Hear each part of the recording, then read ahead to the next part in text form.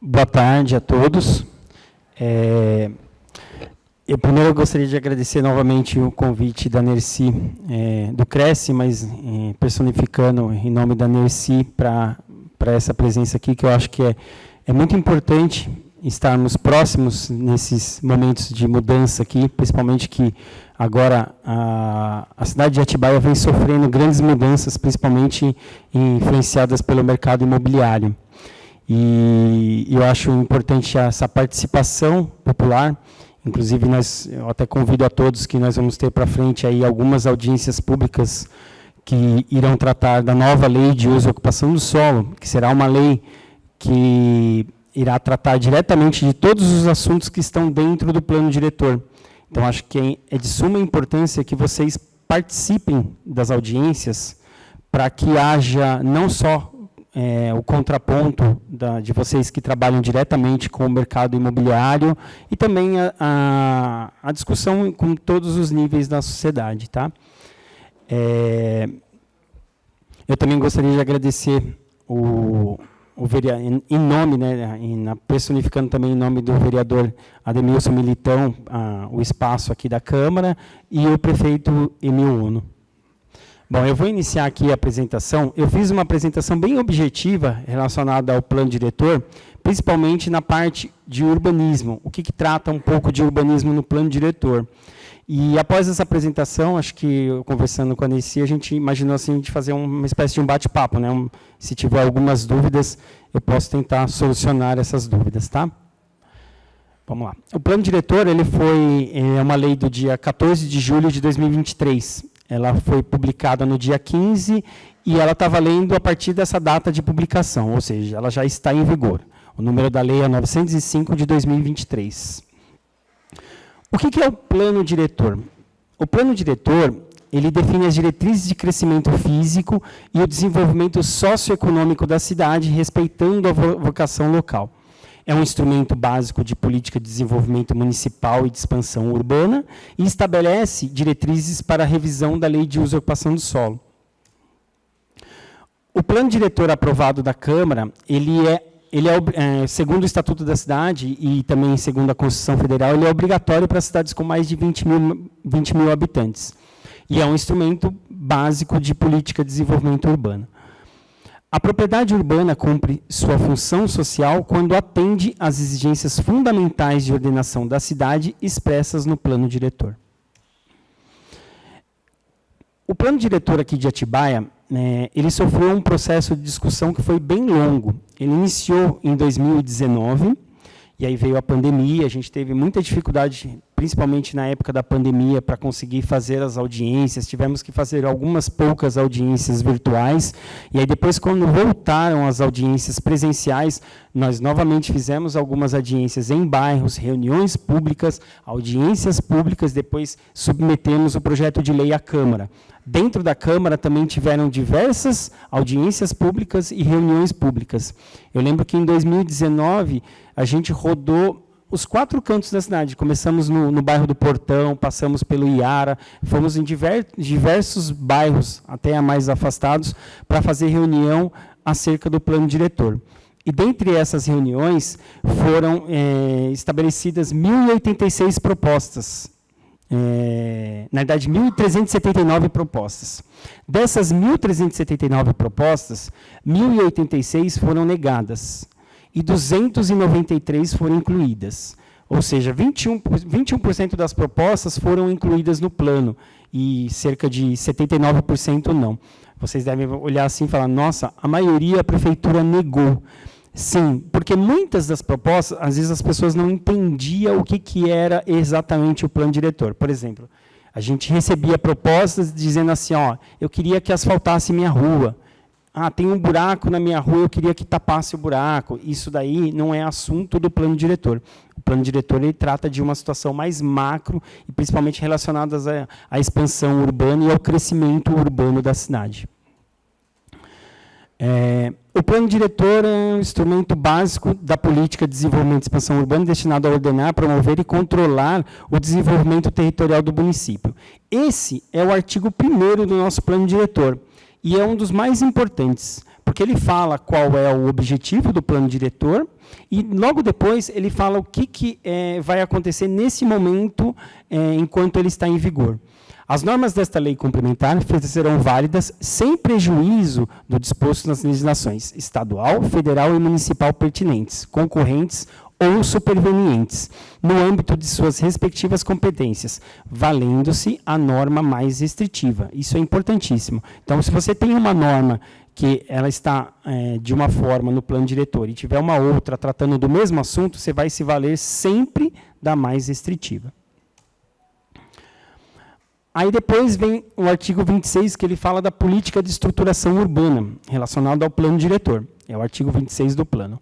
Para a implantação de novos loteamentos e empreendimentos no município de Atibaia, a concessionária de prestação de serviço de abastecimento de água e afastamento de esgoto e tratamento de esgoto, SAAI, deverá emitir um documento de viabilidade no qual poderá declarar viabilidade, com obrigação de fazer, a qual poderá incluir a execução de toda a infraestrutura de saneamento dentro do empreendimento e a ligação da infraestrutura do empreendimento ao local mais adequado da infraestrutura existente, com redimensionamento da rede para atendimento da demanda do empreendimento e do entorno na abrangência da extensão, assim como possíveis novas estruturas de captação ou tratamento.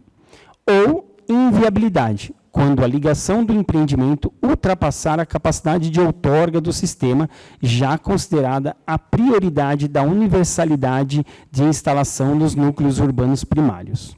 O que é isso? Hoje nós temos uma capacidade de outorga do Rio Atibaia de 750 litros por segundo. Hoje nós utilizamos, na realidade a gente tem uma capacidade de outorga de 1.000. Hoje nós utilizamos cerca de 350 a 400.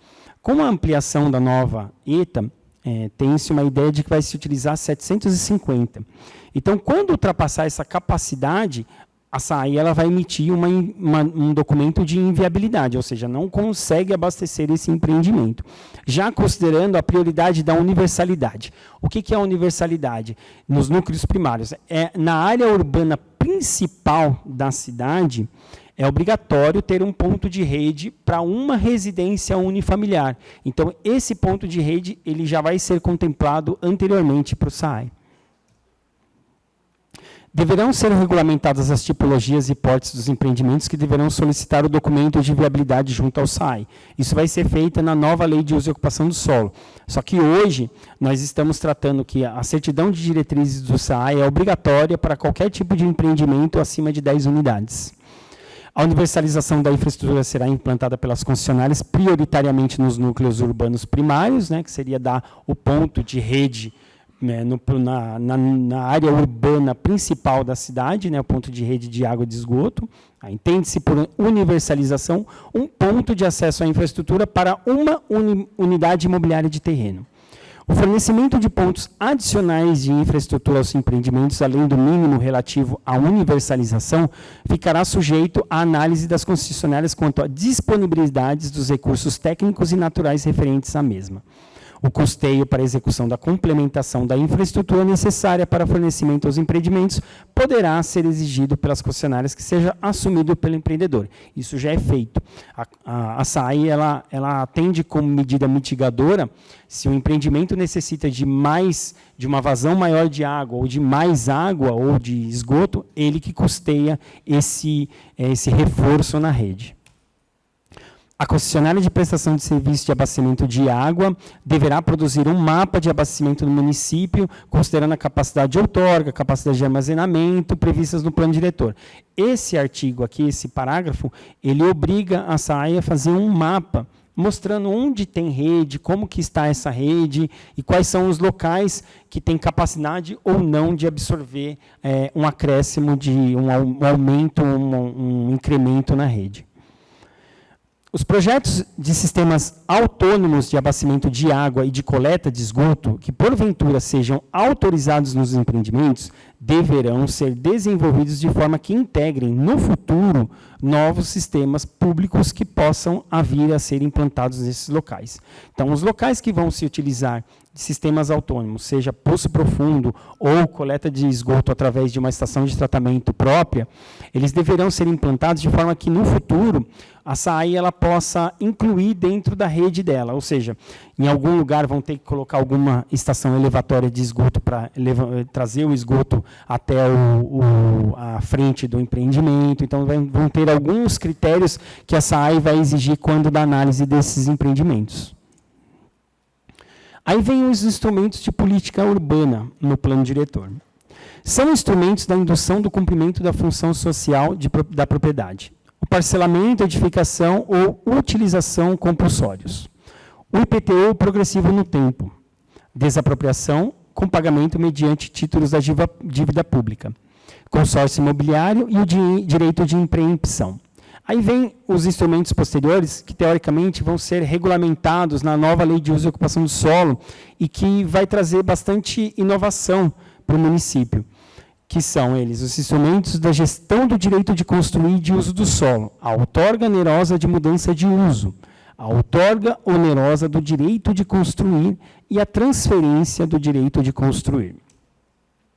Classificam como instrumentos de reestruturação urbana as operações urbanas consorciadas e os instrumentos de gestão ambiental, que é o estudo e relatório de impacto de vizinhança, e o IPTU verde ecológico sustentável. No caso do IPTU verde, a prefeitura já está se mobilizando para executar uma nova legislação tratando desse assunto. Aí vamos voltar aos instrumentos de gestão de uso do solo, que é a outorga onerosa de mudança de uso, do direito de construir e a transferência do direito de construir.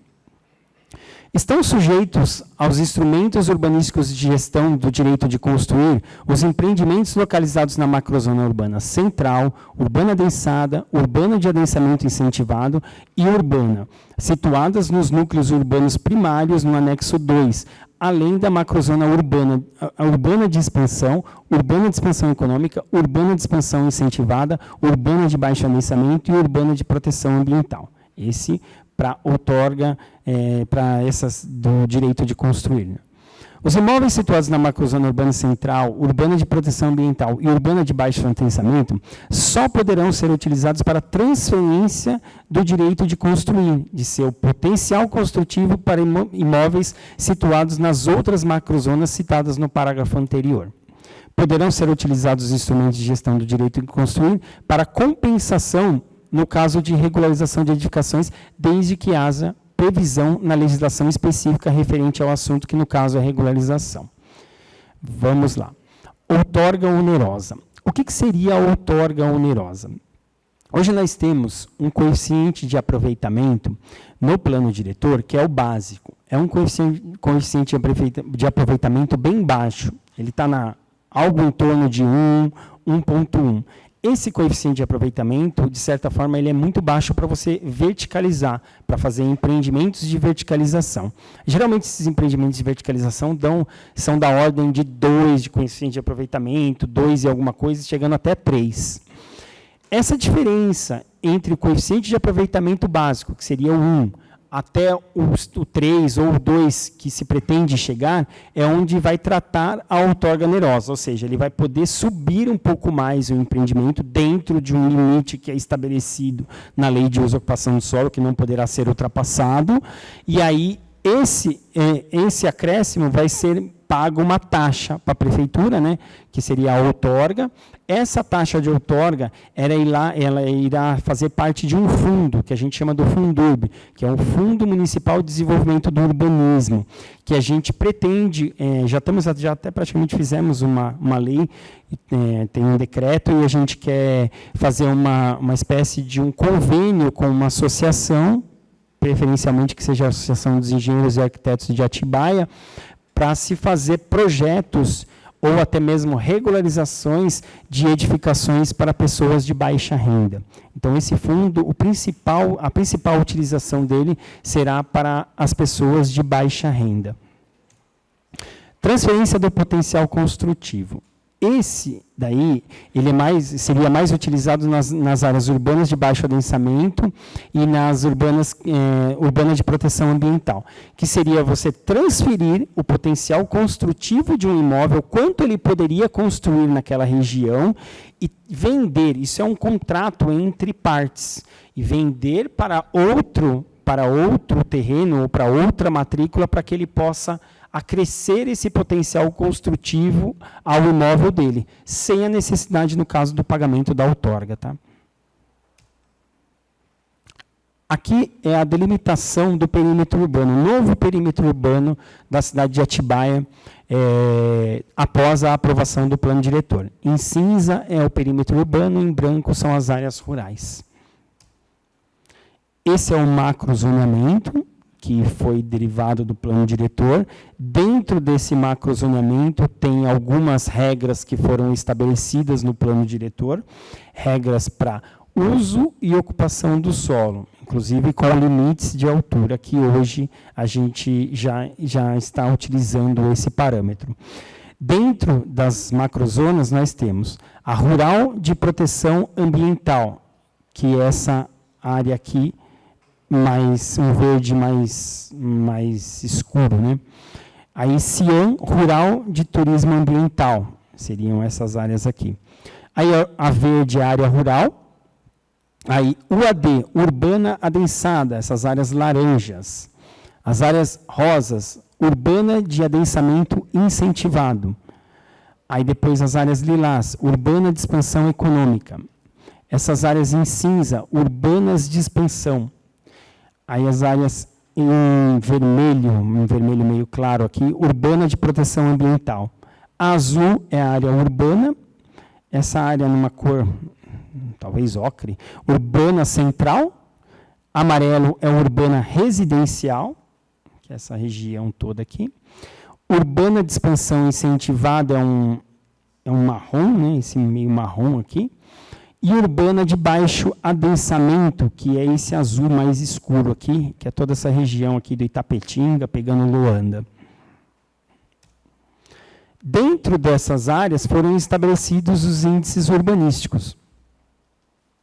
E aí foram colocados o coeficiente de aproveitamento básico, que eu acabei de mencionar, que ele vai servir como base para a gente tratar da outorga onerosa, o coeficiente de aproveitamento máximo, que é até onde a nossa nova lei de uso e ocupação do solo vai poder chegar. Então, o máximo que podemos ter hoje são esses parâmetros aqui.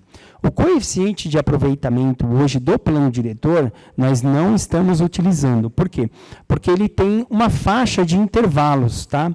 E aqui dentro dessa faixa de intervalos, até numa nota 4 que tem aqui no próprio anexo aqui, que está bem aqui em cima, ela fala que alguns índices estarão sujeitos à normatização na nova lei de uso e ocupação do solo. E esse é um deles, que a gente precisaria normatizá-lo para a gente poder tratar não só da outorga onerosa, como também dos coeficientes de aproveitamento. Então, hoje nós estamos utilizando o coeficiente de aproveitamento da lei de uso e ocupação do solo, que permanece em vigor.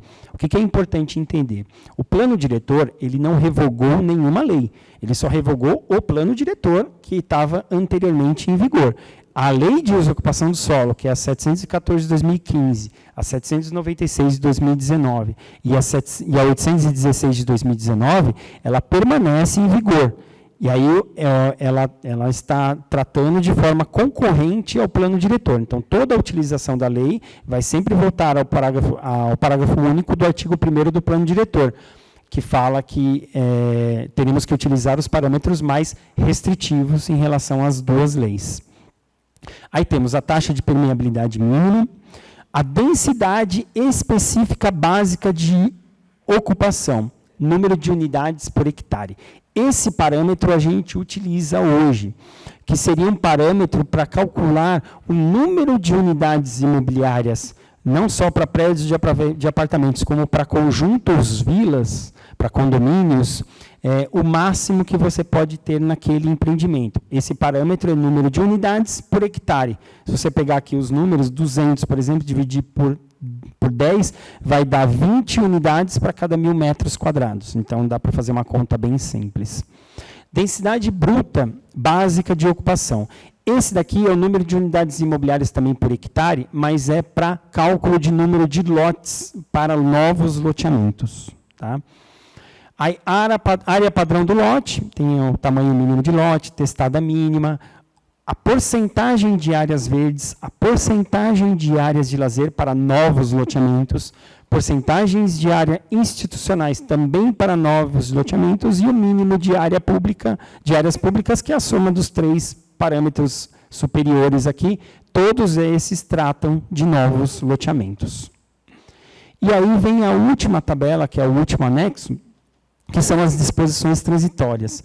Nessas disposições, em cada macrozona, tem o gabarito de altura, que é o padrão máximo de altura em número de pavimentos e em altura, a taxa de ocupação básica e o lote mínimo, que esse lote mínimo ele vai servir também de parâmetro ou de base para a nova lei de uso e ocupação de solo, assim como esse padrão de gabarito de altura. Ele vai servir como base. Não significa que nós vamos utilizá-lo especificamente. Podemos subir um pouco ou diminuir, mas a ideia é que se siga essa base que já foi discutida no plano diretor. Bom, eu vou falar também sobre um pouco do site da Prefeitura, que no site da Prefeitura tem toda a parte de legislação, né?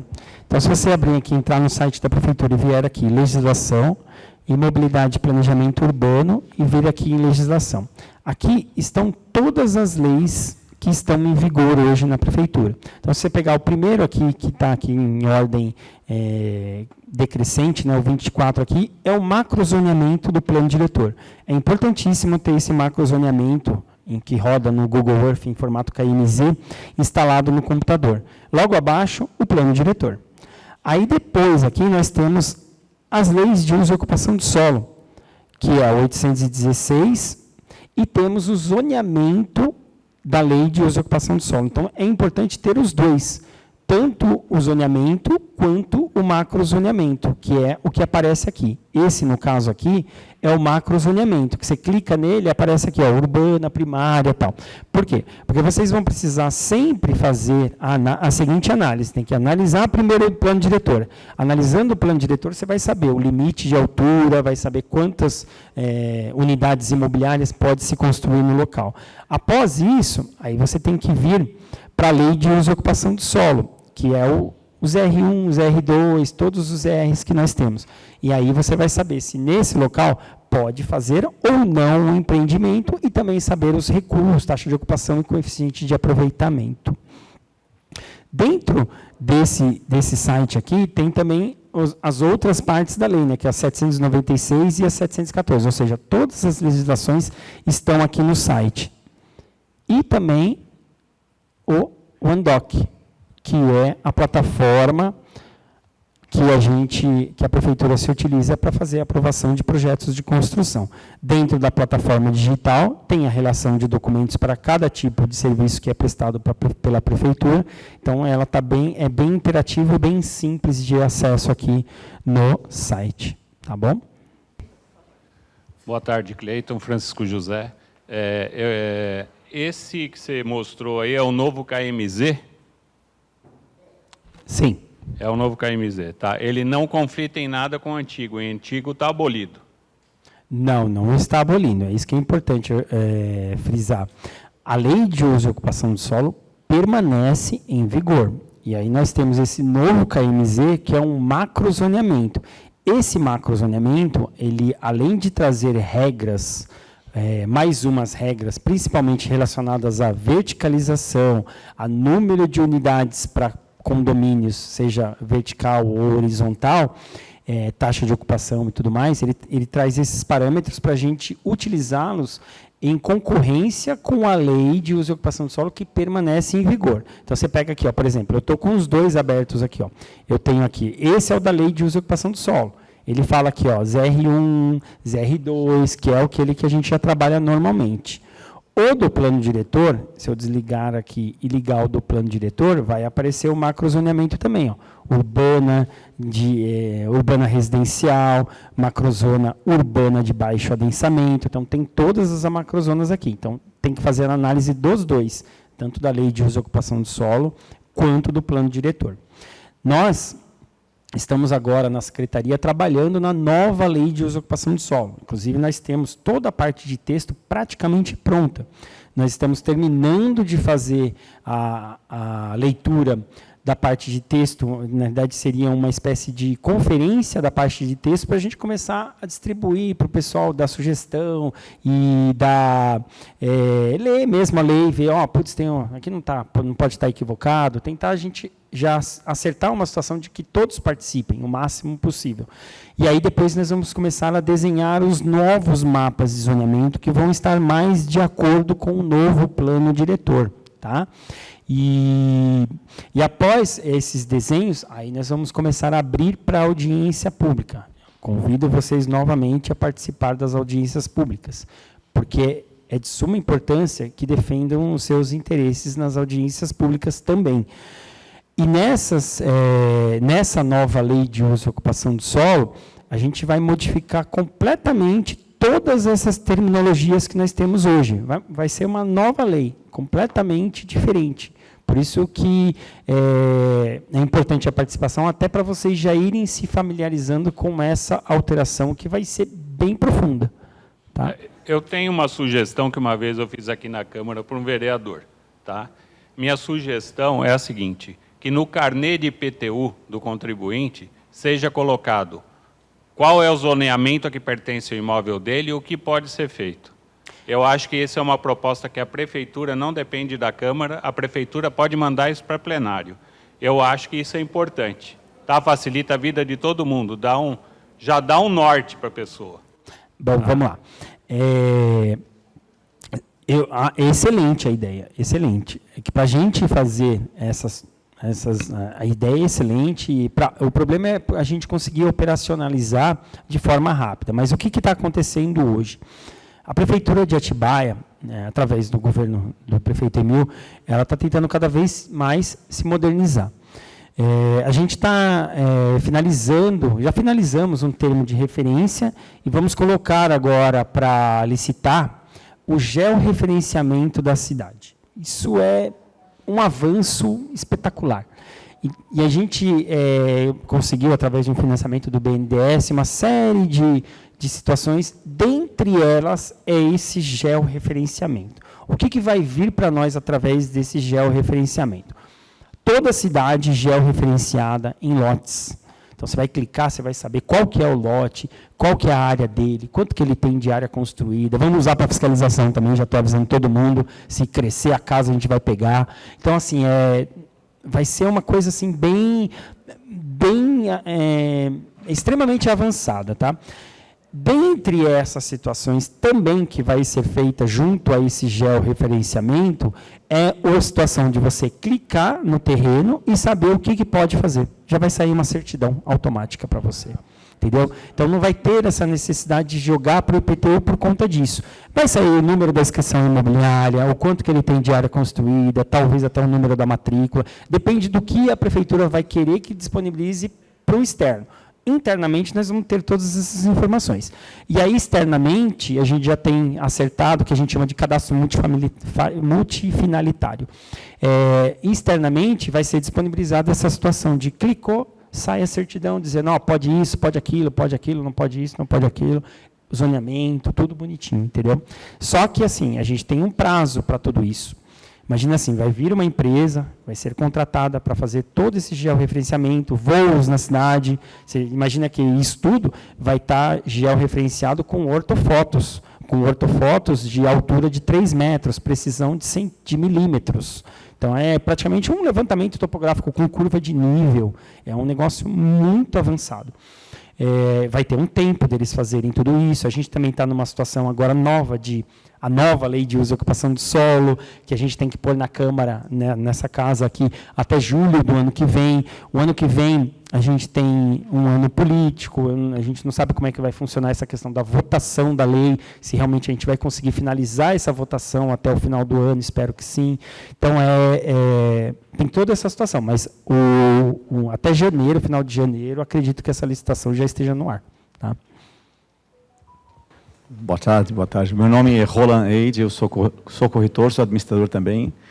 Eu queria saber do senhor se pudesse explicar um pouquinho sobre a atuação dentro desse plano diretor, prefeitura e SAI, porque nós sabemos que o desenvolvimento, o crescimento da cidade demanda mais saneamento, demanda mais aí trabalho da SAI quanto à filtração, aquelas estações de tratamento da água. Nós sabemos que isso já vem um pouco carente, né, nos anos passados. Então, queríamos saber como que a prefeitura, porque acima da SAI tem a prefeitura, que ela vai zelar pela sociedade, pelo bem da sociedade, pela qualidade de vida, né, e manter a qualidade de vida em Atibaia.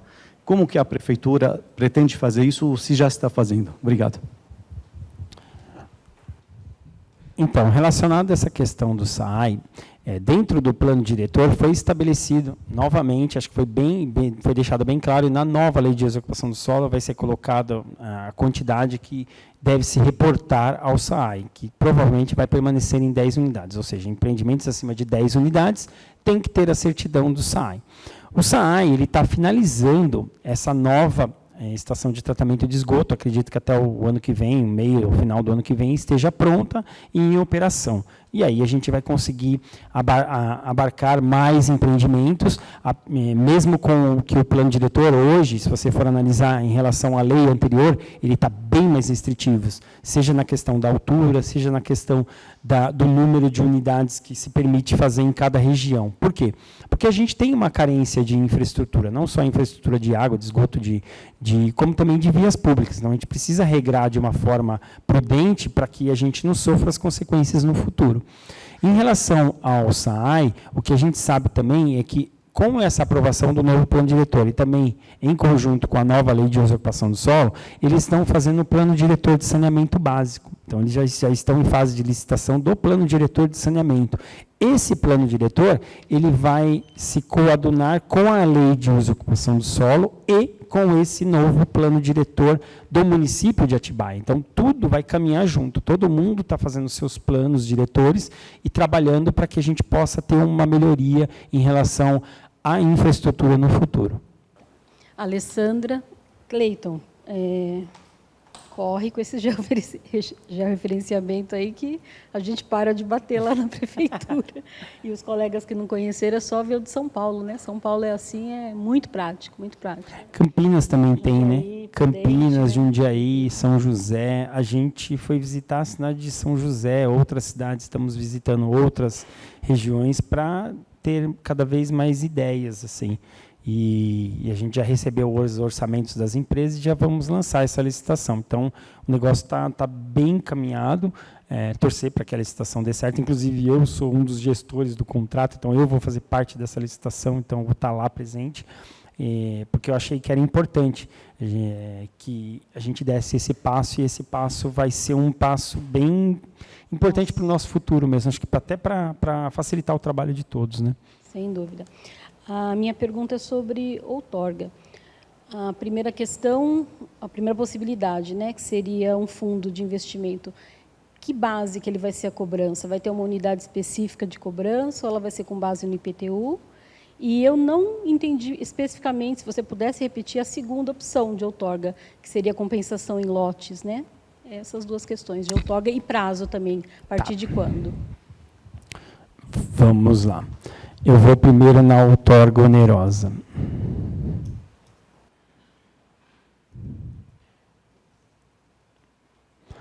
Bom, a outorga onerosa, acho que é melhor pegar por aqui. A outorga onerosa do direito de construir.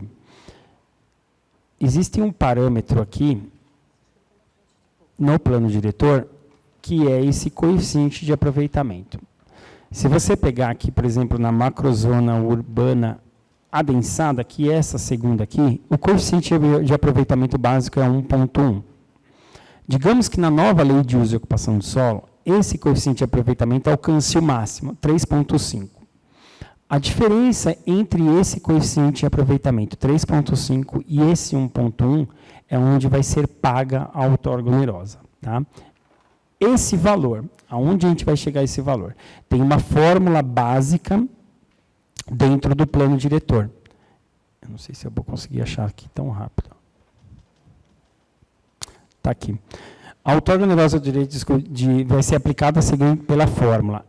outorga onerosa é igual ao valor venal do metro quadrado da terra nua, vezes a área acrescida. Então, quanto que vai acrescer de área? Vezes o fator de ajuste. A gente tem já pronto, que a área acrescida, né, quando tiver o projeto, vai saber qual que é a área. O valor da terra nua, que seria do IPTU lá, ok.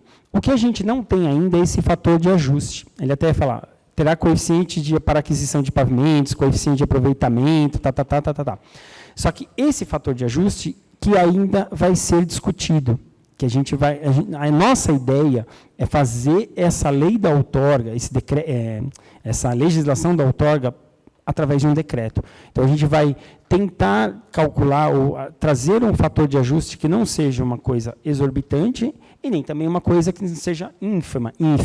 Então, a gente tem que chegar num valor que dê para a gente não só utilizar esse fundo, porque vai ser importante para tratarmos de inclusão social, ao mesmo tempo, tem que ser um valor que não prejudique ou não inviabilize o empreendimento. Então, qual que está sendo a nossa ideia interna lá? O fator de ajuste seja algo em torno relacionado ao custo unitário básico da construção. Esse é um ponto. Segundo ponto, vamos fazer as simulações internas e tentar discutir com os empreendedores esse assunto, os que fazem efetivamente, e tentar chegar no valor final ou num fator de ajuste comum para a gente poder publicar um decreto para tratar desse assunto. Só que esse decreto ele vai ter que sair meio que concomitante com a aprovação da lei de uso e ocupação do solo. Então, por exemplo, se a gente conseguir colocar a lei na Câmara em julho do ano que vem, a gente tem que estar até julho, no máximo agosto, com esse decreto publicado, porque aí saindo a lei ele já está em vigor tudo. Tá bom? A segunda, a outorga de mudança de uso, né? A outorga de mudança de uso já é um pouco diferente. Esse daí é o seguinte, é para loteamentos. Então, você imagina assim, lá na macrozona urbana, ela só é permitida fazer na macrozona urbana de expansão. Você tem lá a macrozona urbana de expansão, no anexo 5 do plano diretor, ela fala que o lote mínimo lá é 600 metros quadrados. Aí, se você quiser diminuir para 360 metros quadrados, desde que a lei de uso e ocupação do solo insira esses 360 na lei de uso e ocupação do solo, ou seja, tem que estar determinado lá na lei de uso e ocupação do solo que aquela região pode ser 360 metros quadrados. Aí ele vai pagar uma outorga dessa diferença, do quanto que ele está querendo diminuir o lote. Ele, ao invés de fazer 600, ele vai fazer 360, ou seja, ele vai ter muito mais lotes. E aí tem também o fator de ajuste que a gente precisa calcular para que se possa fazer um empreendimento nesse porte. Tá?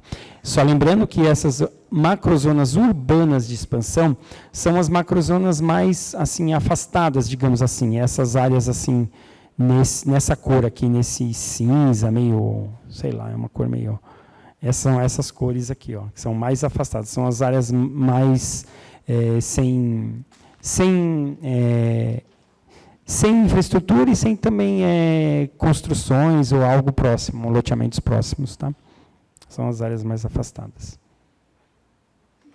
Só que, só para finalizar, muitas delas, na lei de uso e ocupação do solo, a gente não vai colocar como 360, tá? Já vai colocar talvez um tamanho de lote até superior. Tá? Sempre para novos projetos, sim. Não. É para novos empreendimentos. Para novos empreendimentos. Obrigado. Senhor Cleiton, boa tarde. Boa tarde. Parabéns pela explanação. Obrigado. Meu nome é Abraão. Eu não sou da área da engenharia, nem da imobiliária, sou apenas um cidadão contribuinte. E a preocupação máxima na nossa sociedade hoje, com relação à expansão e desenvolvimento local da nossa cidade, ela esbarra no meu entender, não sou da área de engenharia, sou da área de humanas, quando a gente fala em verticalização na nossa cidade, a gente fala no aumento de número de habitantes também por metro quadrado. Eu gostaria de saber se existe um trabalho de multifatorial envolvendo o SAI, envolvendo outras secretarias e principalmente a Secretaria de Trânsito, Departamento de Trânsito, com relação a essas pessoas que vão se movimentar pela via urbana. À medida que a gente constrói nas laterais de uma rodovia, de uma via, como aí na Jerônimo de Camargo, que o senhor explicou bem que seria no máximo 4 pavimentos, né, de altura, nós percebemos que hoje na nossa cidade a gente mal consegue transitar sem que não haja mais nenhuma construção. Eu gostaria de saber do senhor se há um estudo de impacto para 10, 20, 30 anos com relação a essa preocupação de verticalização horizontal e expansão vertical com relação às vias urbanas. Então, Abraão, é o seguinte, por isso que no plano diretor foram colocados mais parâmetros de densidade, principalmente o parâmetro relacionado à densidade, que seria a densidade populacional por hectare. Quanto que pode colocar de número, não populacional, né, de número de unidades por hectare em cada região, né, em cada macrozona. Quando a gente fala de estudos de impacto, todos os relatórios de impacto de tráfego, eles são para 10 anos. Então, por exemplo, quando você faz um novo empreendimento, a gente projeta para o agora, então faz todo o cálculo, contagem de veículos e tudo mais, a capacidade da via, quanto que ela suporta naquela via com esse novo empreendimento para hoje, e a projeção para 10 anos. Então, todos os estudos de impacto, todos os relatórios de impacto de tráfego são feitos nesses sentidos, até 10 anos. Aí, depois, quando chegar nos 10 anos, a gente tem alguns casos que a gente necessita de intervenções da prefeitura, seja uma nova via pública ou talvez até a construção de túneis em alguns lugares, em algumas regiões. Então, esse planejamento aí, ele vai ter que ser no longo prazo.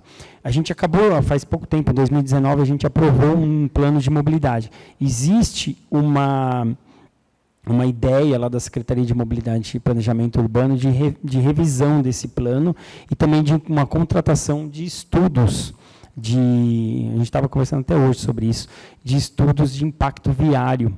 Então, a gente também está procurando agora fazer uma nova, talvez vai criar uma nova licitação de contratar uma empresa para tratar de todo esse assunto, de todo o viário de Atibaia, que realmente a gente, com o crescimento, podemos ter um problema no futuro, né? Boa tarde a todos, eu sou o engenheiro Neidemar, sou corretor de imóveis também, sou natural de Atibaia e acompanho há muito tempo todas essas mudanças, tá? Então, é o seguinte, eu gostaria de fazer um questionamento a respeito de um certo receio do que foi apresentado com relação, você citou 2 casos, tá? Tem tantos pavimentos, mas a gente pode diminuir ou aumentar. Minha dúvida é essa. Outra foi com relação ao que a Alessandra perguntou, eu quero fazer um novo empreendimento, o plano pede 600 metros, há possibilidade de 360, porque é um R2, por exemplo, tá? Esse caso não vai, talvez para uns vão poder, e você acabou de citar que nessas algumas áreas, essa maioria não vai ser aceito, diminuir, por exemplo, a 360, tá? E com relação aos pavimentos também, posso aumentar, posso diminuir. Não vamos cair no permitido e permissível, motivo de tantas ações judiciais que até hoje perduram? Bom, vamos talvez explicar um pouco melhor. Essa tabela aqui é o anexo 10 que trata dessa questão das alturas, o gabarito de altura, tanto em número de pavimentos como em altura em metros. Essas disposições, elas são transitórias. Se você pegar essa notinha 1 aqui, ela vai dizer o seguinte: índices base para estudos e implantação pela Lei de Zoneamento, Uso, Ocupação e Parcelamento do Solo. Após a promulgação desta, esse anexo fica revogado. Então, o que significa? Aqui, por exemplo, vamos dar um exemplo aqui, macrozona urbana densada. Essa macrozona urbana densada, ela pega essa região aqui, ó, que é a região onde está o Cerejeiras, Imperial, tem parte do Nova Atibaia. Hoje, no plano diretor, ela está com uma altura de 6 pavimentos e 18 metros de altura. Nós temos hoje prédios maiores lá, temos menores também. Será que esse número de pavimentos é o ideal para a região? Não pode ser 8? Não pode ser 10? Ou não pode ser 4? Isso a gente vai discutir com a sociedade. Por isso que eu falo que a participação é de extrema importância. A gente vai fazer uma ideia nossa, que é interna da prefeitura, e colocar para a audiência pública para discussão. E aí, nessa discussão, pode derivar de ser mais ou menos, ou ficar no 6. Esse índice é base. A base pode ser para mais ou para menos. Por isso que eu estou falando, ele pode aumentar ou pode diminuir. Esse é o exemplo nesse caso. No caso das urbanas de expansão, tem aqui umas macrozonas que foram criadas como urbanas de expansão. Aqui, essa daqui que eu cliquei agora, é a região onde está o Elementum, esses loteamentos novos lá. É 360. Hoje, com o plano diretor, foi inserido como 600. Só que existe a possibilidade de diminuir para 360. Aonde que diminui? Na lei de uso e ocupação do solo. Tem que estar determinado na lei, tem que estar lá, 360. E aí, sendo urbana de expansão, a gente vai cobrar a outorga se o cara quiser fazer o loteamento com 360. Se ele quiser fazer com 600, continua normal. Mas vai estar na lei lá, quando você clicar no zoneamento da lei de uso e ocupação do solo, vai estar lá, lote mínimo, 360. Entendeu? Então, a gente pode aumentar ou diminuir. E aí, nesse caso, cobraria a outorga se ele utilizasse os 360. Só que muitos desses casos, você pega assim, loteamentos mais afastados. Você pega aqui, ó, aqui tem uma urbana de expansão aqui. Não tem sentido a gente colocar 360 aqui, porque ela está muito distante da cidade. Então, muito provavelmente, ela vai se manter com 600 ou mais. Entendeu? Então, não vai existir essa questão de permissível, nem, como é que é, o outro lá, é permissível... Permitido e permissível. Não, é permitido e proibido, é um ou outro, entendeu? Mas, nesses casos, acho que deu para entender a questão de aumentar ou diminuir? Eu acho estranho, tá? Não compactou com a ideia, tá? Eu acho que devia ser fixado. É 600 a partir do ano que vem ou da data que for. Quem quiser fazer, faz com 600. Minha opinião, lógico, tá? E com relação a... É que essa ideia já veio das discussões do plano, entendeu? Não, então, foi pactuado com só com a sociedade, com todo mundo que participou da audiência pública. Foi o que derivou da audiência pública, tá? É que você disse o seguinte, hoje o plano diretor está em vigor. Sim. Então, como que fica isso hoje? Não, hoje não vale essa regra, é 600 e ponto, entendeu? Porque não está a lei de uso e ocupação do solo nova em vigor, então, o aumento entendeu? ou diminui só depois que aprovar a Só nova depois lei que aprovar a nova lei de uso e ocupação do solo. Hoje o que vale é o que está aqui no plano. Entendi. Ponto. Por exemplo, se você quiser fazer um prédio lá na região do Nova Atibaia ou na região do Imperial, eu posso, pela lei de uso e ocupação do solo, o limite de altura não tem. Você pode fazer até... Aplica os índices. Exatamente. Aí você pega hoje pelo plano diretor, está com um limite de 6 pavimentos e 18 metros de altura. É esse limite que você tem que seguir e ponto. Entendi. Acabou. Agora, se na nova lei de uso e ocupação do solo que vai sair no futuro vier a ser 8 ou 10 pavimentos, aí você vai poder se utilizar desta lei, porque esse anexo ele vai ser revogado com a nova lei. Então tem que esperar toda a discussão da lei para ver se vai aumentar, se vai diminuir ou se vai permanecer. Mas hoje o que é garantido é o que está no plano diretor. Ponto. Entendi. Tá bom. Eu quero concluir só dizendo aqui para o meu amigo Abraão, né? Abraão, nós temos muito que trabalhar na discussão do plano da nova legislação, tá? Eu acho que hoje, para Atibaia, o que você falou é o fundamental. A qualidade que nós temos, né? Então, é muito bonito fazer tudo que está acontecendo em Atibaia, mesmo eu sendo da área, tá? Mas isso vai influenciar, infelizmente, negativamente na nossa qualidade, seguramente. E, de fato, 10 anos é pouco também, né? Porque a gente não sabe o que vai acontecer em 10 anos, né? Até daqui 10 anos discutir de novo essa forma, já implodiu tudo que eu acredito até que aconteça mesmo, né? Obrigado. Para finalizar, Cleiton, muitíssimo agradecida.